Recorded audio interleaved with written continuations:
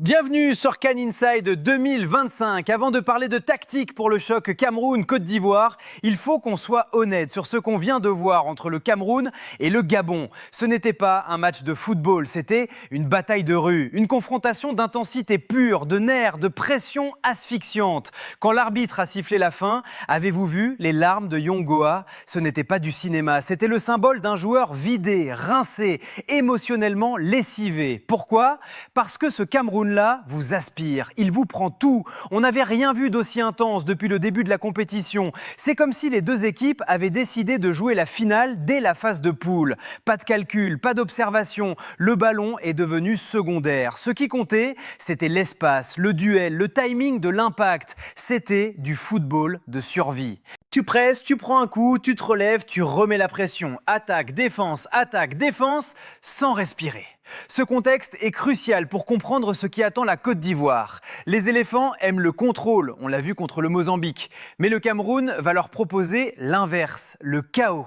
Ce n'est pas un match qui va se jouer au confort technique, c'est un match qui va se jouer à la capacité de résister à une tempête physique de 90 minutes. Le Cameroun a envoyé un message clair. Si vous voulez nous battre, il faudra accepter de saigner. Et dans ce désordre apparent, un homme a réussi l'impossible, mettre de l'ordre. Dans le prochain segment, nous allons parler de lui, Bryan Mbeumo. Comment a-t-il fait pour garder son calme quand tout le monde autour de lui perdait la tête ? Dans ce tourbillon de violences physiques et de courses effrénées, il y a un homme qui a semblé évoluer dans une autre dimension temporelle, Bryan Mbeumo. Il faut s'arrêter une minute sur sa performance, car les statistiques ne raconteront pas la vérité de son match. On pourrait regarder la feuille de stats et dire « production offensive limitée, peu de tirs cadrés ». Ce serait une erreur d'analyse monumentale. Il faut regarder le contexte. Quand le tempo est à 200 pulsations par minute, quand chaque prise de balle est contestée par deux adversaires enragés, réussir à créer devient un exploit en soi. Mbeumo a été l'antidote au chaos. Là où tout le monde cherchait la vitesse, lui cherchait la justesse. C'est une nuance capitale. Dans un match aussi fermé mentalement, aussi tendu, la plupart des joueurs, même les très bons, ont tendance à précipiter le geste, à frapper trop fort, à courir trop vite. Lui, il a fait l'inverse. Il a orienté par la passe, il a temporisé quand il fallait, il a gardé ce sang-froid glacial qui fait la différence entre un bon joueur de club et un patron de sélection. Il a été l'architecte au milieu des démolisseurs. Face à la Côte d'Ivoire qui va tenter d'endormir le jeu, cette capacité de Mbeumo à allumer la lumière en une fraction de seconde sera l'arme numéro 1. Mais au-delà de Mbeumo, ce match contre le Gabon nous a révélé le vrai visage de ce Cameroun 2025. C'est un visage paradoxal, à la fois brouillon et fascinant. Brouillon pourquoi? Parce que le déchet technique est réel. Soyons honnêtes, on a vu des transmissions ratées, des contrôles qui fuient, des choix précipités. Mais fascinant parce que ce déchet ne tue pas le rythme de l'équipe. Au contraire, il l'alimente. C'est un concept tactique très rare, l'erreur offensive comme déclencheur défensif. Chaque perte de balle camerounaise n'est pas suivie d'un repli peureux, mais d'une contre-pression immédiate. Le joueur perd la balle, il ne baisse pas la tête, il chasse. Cela transforme le match en une série ininterrompue de duels. Les blocs sont hauts, parfois suicidairement hauts, mais c'est assumé, personne ne recule. Les lignes sont étirées, les distances sont énormes et pourtant, ça tient. Pourquoi ça tient? Parce que défensivement, il y a quelque chose de très fort qui s'est créé. Ce n'est pas la solidité académique d'un bloc italien, c'est une agressivité maîtrisée. On a vu des jeunes défenseurs intervenir avec l'autorité de vétérans qui auraient 10 ans de métier.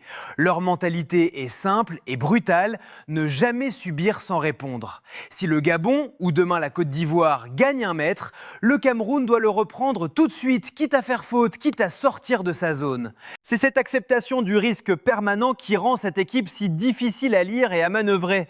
Vous ne jouez pas contre un système, vous jouez contre une meute. Dans le prochain segment, nous allons voir comment cette intensité a fini par faire craquer la lucidité du Gabon, car le courage ne suffit pas quand on arrive dans les 30 derniers mètres. C'est là que le Cameroun a gagné et c'est là que la Côte d'Ivoire devra être parfaite. Regardons la vérité en face, le Gabon n'a pas démérité. Au milieu de terrain, ils se sont battus, ils ont récupéré, ils ont même parfois pris le dessus. Mais il y a une loi immuable dans le football de haut niveau.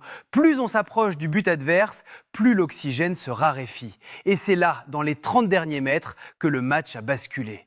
Le Gabon a eu des situations, des frappes, des décalages, des moments où une simple passe en retrait aurait tué le match. Mais dans cette intensité extrême, la lucidité a disparu. Le dernier geste, la dernière décision, c'est là que tout s'effondre. On tire quand il faut temporiser, on force le dribble quand il faut sécuriser la passe. C'est cruel, mais c'est l'instant qui juge. Et dans l'instant, le Cameroun a été juste un tout petit peu plus froid quand il fallait l'être.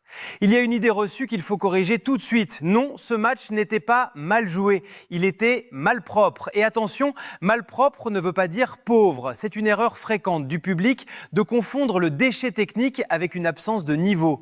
Ici, le déchet n'était pas une preuve de faiblesse, c'était une conséquence directe du rythme infernal. Quand vous avez 2 joueurs sur le dos à chaque contrôle, même les meilleurs ratent. Ce match est révélateur parce qu'il montre qui est capable de survivre à cette lessiveuse.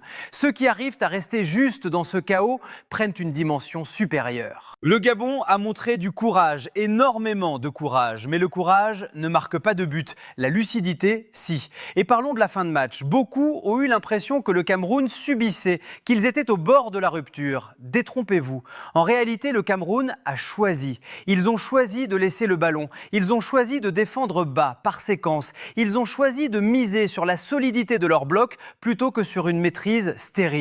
Accepter de souffrir sans paniquer, c'est aussi une forme de maturité. Et c'est un message très fort envoyé à la Côte d'Ivoire. Vous pouvez avoir le ballon, nous saurons quoi faire sans lui.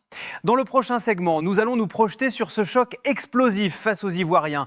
Comment lire ce match? Quels sont les signes qui ne trompent pas dès les 10 premières minutes? Le protocole d'analyse pour ne pas se faire piéger par les apparences. Maintenant que nous avons compris l'ADN de ce Cameroun, comment devons-nous lire le choc face à la Côte d'Ivoire? Il existe un protocole très simple pour analyser une équipe comme celle-là.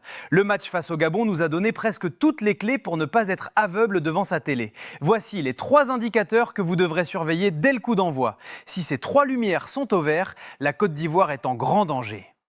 Premier indicateur, les 10 premières minutes. C'est la règle d'or. Si le Cameroun entre dans le match avec ce même volume de pressing délirant, cette même agressivité sur le porteur ivoirien, ce n'est pas un hasard. Ça veut dire que le plan est assumé. Ce n'est pas une réaction émotionnelle d'un soir, c'est une identité. Si les Lions étouffent le milieu ivoirien, Kessié, Fofana d'entrée, s'ils refusent de les laisser respirer, alors nous saurons qu'ils sont prêts à reproduire la guerre du Gabon.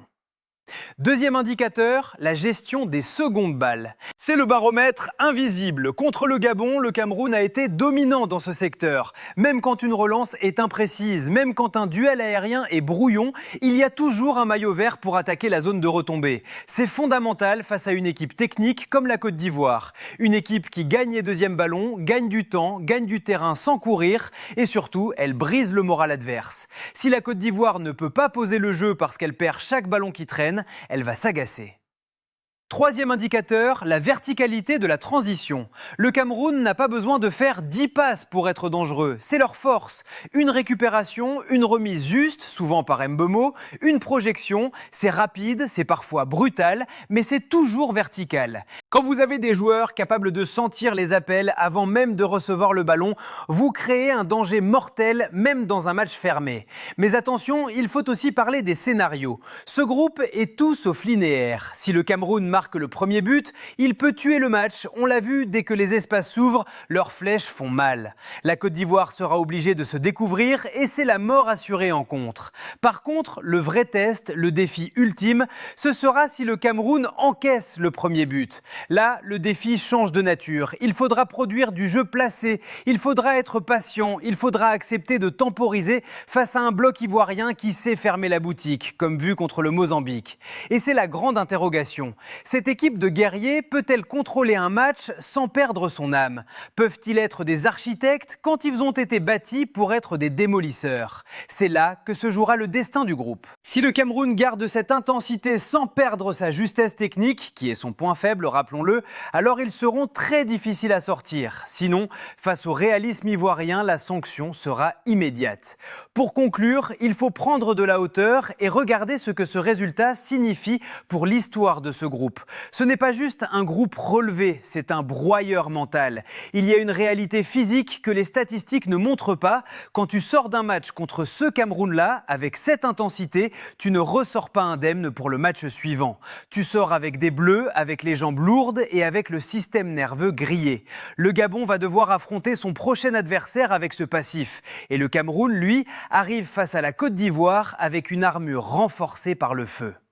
Cette victoire contre le Gabon est bien plus importante que les 3 points comptables. C'est un message diplomatique violent envoyé au reste de la compétition. C'est un message pour la Côte d'Ivoire, pour le Sénégal, pour le Maroc. Le message est le suivant. Oubliez le Cameroun flamboyant des années 2000. Oubliez le Djoga Bonito. Nous sommes devenus une machine de guerre. Nous sommes durs, nous sommes intenses, nous sommes structurés dans la souffrance. Et dans un tournoi comme la CAN, l'histoire nous apprend que ce profil-là, l'équipe chiante, rugueuse, impossible à bouger, va souvent beaucoup plus loin que l'équipe qui joue bien 10 minutes et s'éteint. Attention à l'effet de fatigue. Ce match laisse des traces positives pour le Cameroun. Gagner dans la douleur forge une confiance en titane. Ils savent maintenant qu'ils peuvent survivre à l'enfer. Des traces plus inquiétantes pour le Gabon. Perdre en ayant autant donné, en ayant eu les occasions, ça travaille la tête. La capacité à digérer cette frustration sera la clé de leur survie. Alors pour le choc qui arrive, Cameroun-Côte d'Ivoire, préparez-vous. D'un côté, la maîtrise froide et clinique des Ivoiriens, vue contre le Mozambique. De l'autre, la furie organisée des Lions indomptables. C'est l'opposition de style parfaite, l'eau contre le feu, le contrôle contre le chaos. Celui qui imposera son rythme gagnera. Si la Côte d'Ivoire réussit à endormir le match, le Cameroun pourrait se frustrer. Si le Cameroun réussit à transformer le match en bagarre de rue, la Côte d'Ivoire pourrait exploser. C'est exactement pour ça qu'on aime la Coupe d'Afrique. Pour ces matchs qui te prennent à la gorge et ne te lâchent plus. Ce Cameroun-Gabon restera comme un marqueur, une balise. Il a dit au monde, attention, les Lions sont là. Et ils ont faim. Dites-moi en commentaire votre pronostic pour ce choc des titans. Le scénario, la Côte d'Ivoire va-t-elle calmer le Cameroun, victoire tactique, ou se faire emporter par la vague verte, victoire physique? Le duel Mbomo face à Kessié au milieu, qui prend le dessus? Le score, on part sur un 0-0 fermé ou un 2-2 de légende. Merci d'avoir suivi cette analyse passionnée sur CAN Inside 2025. On ne lâche rien, le tournoi ne fait que commencer et l'intensité ne va faire que monter. Abonnez-vous, reposez-vous, vous en aurez besoin et rendez-vous au prochain coup d'envoi.